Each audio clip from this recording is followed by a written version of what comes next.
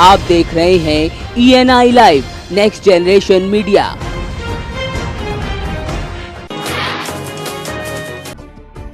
संभल में 108 कुंडीय सिद्धि सुख समृद्धि यज्ञ का आयोजन किया गया। इस दौरान साधु संतों के साथ सियासी हस्तियों की मौजूदगी में मंच पर कालकी धाम निर्माण में बाधा होने का मुद्दा छाया रहा। बता दें कि कलकी धाम के गर्भगृह में भव्य मंदिर के निर्माण के शिलान्यास पर प्रशासन ने रोक लगा दी थी। साथ ही जिलाधिकारी को इसके निस्तारण के आदेश दिए थे, जिस पर अब तक मंदिर के निर्माण का कार्य शुरू नहीं हो सका है। इस मौके पर सपा विधायक शिवपाल यादव ने नई पार्टी के सवाल पर कहा कि वो सपा के विधायक हैं, भले ही पार्टी में उनके पास कोई पद न हो, लेकिन वो सपा में थे और सपा में ही हैं। देखिए, इस पे हम अभी कुछ नहीं कहना चाहते, इसलिए हम चाहते हैं कि हम सब लोग एक होते और भारतीय जनता पार्टी से अगर सांप्रदायिक लोगों से लड़ना है तो एकता की जरूरत है। देखिए, अगर ये विभाजन नहीं हुआ होता तो ये तो सभी को पता है, तो इस उत्तर प्रदेश में समाजवादी पार्टी की फिर से सरकार बनी और अखिलेश फिर से मुख्यमंत्री हुए। कैबिनेट मंत्री और भारतीय समाज पार्टी के राष्ट्रीय अध्यक्ष ओम प्रकाश राजभर ने कौशाम्बी का दौरा किया। इस दौरान कैबिनेट मंत्री ने दलित और पिछड़ा वर्ग महासम्मेलन में शिरकत भी की। यहाँ बसपा सुप्रीमो मायावती के बयान पर चुटकी लेते हुए उन्होंने कहा कि मायावती को ईसाई धर्म अपना लेना चाहिए। वहीं भाषण के दौरान कैबिनेट मंत्री के बिगड़े बोल भी सामने आए, जिसमें उन्होंने कहा कि राजनीतिक पार्टियां खुद को मजबूत करने के लिए एक महीने में जितना रुपया खर्च करती हैं, उतने रुपए का भरपासी समाज एक दिन में दारू पी जाता है।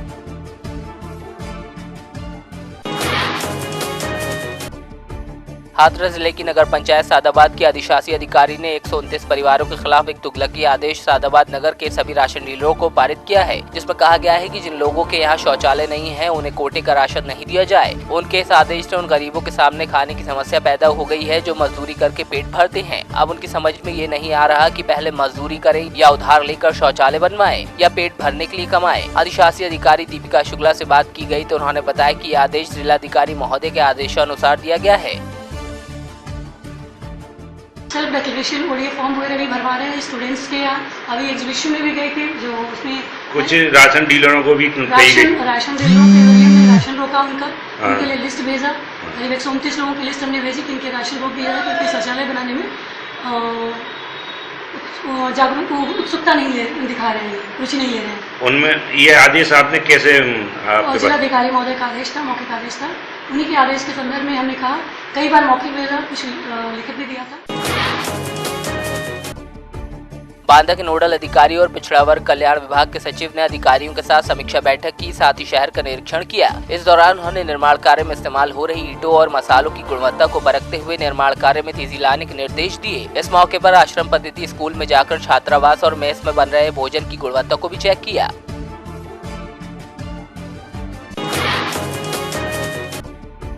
महोबा में राजनीति का बदनुमा चेहरा देखने को मिला, जहां पर बताया गया कि ब्लॉक प्रमुख की सीट हड़पने के लिए सदस्यों को रुपयों की लालच दिया जा रहा है। मामला जैतपुर विकास खंड से जुड़ा है, जहां 2 वर्ष पूर्व आसमीन खातून ब्लॉक प्रमुख चुनी गई थी। तो अब सरकार बदलते ही इस सीट को हथियाने के लिए उनके समर्थन में रहने वाले अधिकतर बीडीसी सदस्य अविश्वास शपथ पत्र लिए कलेक्ट्रेट में खड़े हैं, जो इस कुर्सी पर कब्जा जमाकर विकास की मलाई खाना चाहते हैं।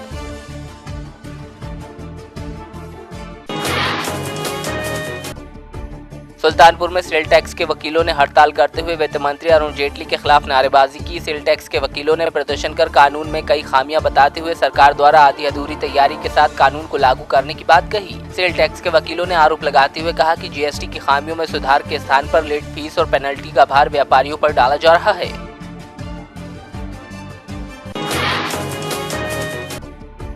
जौनपुर में बसपा नेता और पूर्व जिला पंचायत सदस्य तौहीद आलम हत्याकांड से एक बार फिर जिले की राजनीति का माहौल गर्म हो गया है। बसपा ने जहां इस हत्याकांड की कड़े शब्दों में निंदा की, साथ ही पुलिस की कार्यप्रणाली पर भी सवाल खड़े करते हुए कहा कि परिजनों द्वारा 4 लोगों के विरुद्ध नामजद मुकदमा दर्ज करने के बावजूद पुलिस आरोपियों को नहीं पकड़ पाई, जिस पर एसपी ने पूरे मामले की जाँच किए जाने और जल्द ही अभियुक्तों को गिरफ्तार कर सलाखों के पीछे भेजने की बात कही।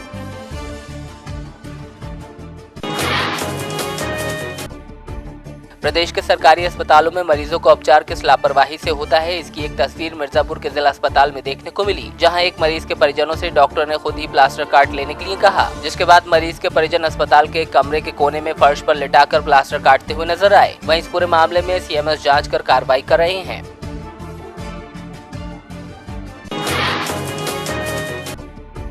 कन्नौज में जीटी रोड पर रोडवेज बस को बचाने की कोशिश में तेज रफ्तार गैस टैंकर पलट गया। इस हादसे में टैंकर चालक और क्लीनर गंभीर रूप से घायल हो गए। वहीं पुलिस ने टैंकर से गैस रिसाव की आशंका के चलते दमकल की गाड़ियां मौके पर बुला ली और हादसे वाले इलाके के पास सुरक्षा बढ़ा दी है।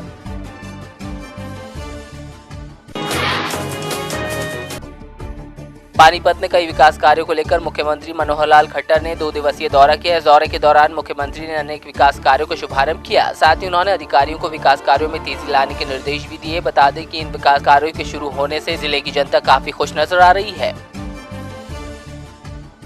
पुल के नीचे टाइलों का काम हमने शुरू करवा दिया है जी।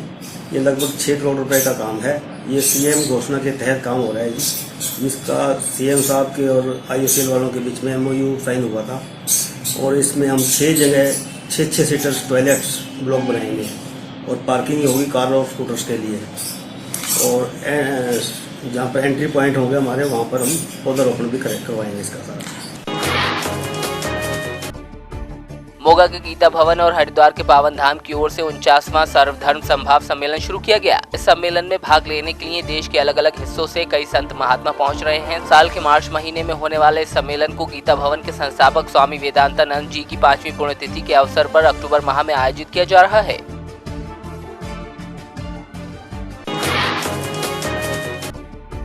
दमोह में जबेरा विधायक प्रताप सिंह ने कई गांवों का दौरा कर ग्रामवासियों की समस्याओं को सुनकर उनके समाधान के लिए अधिकारियों को फोन पर निर्देश दिए। इस मौके पर विधायक से कुछ बुजुर्ग महिलाओं ने पेंशन बंद हो जाने की शिकायत की, तो विधायक द्वारा जानकारी लेने पर पता चला कि शासन के नए नियमों के अनुसार पेंशन के लिए BPL कार्ड होना अनिवार्य है। वहीं एक अन्य व्यक्ति की समस्या का समाधान करते हुए तहसीलदार को BPL कार्ड बनाने के निर्देश दिए।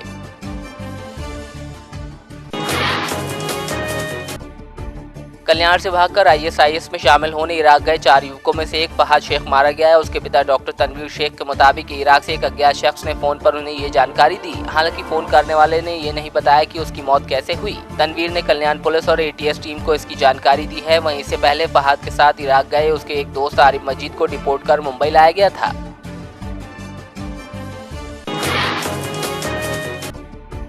Federation of South Bengal Chambers of Commerce and Industry द्वारा पश्चिमी वर्धमान के आसनसोल में कार्यक्रम का आयोजन किया गया, जिसमें उद्योगों और व्यवसाय से संबंधित मुद्दों को लेकर जिला प्रशासन के अधिकारियों से सीधे संवाद किया गया। इस संवाद कार्यक्रम में बालू संकट के सवाल पर DM ने जल्द ही बालू घाटों की नीलामी होने की जानकारी दी। इस दौरान व्यवसायियों और उद्योगपतियों ने भी विभिन्न समस्याओं को अधिकारियों के सामने रखा।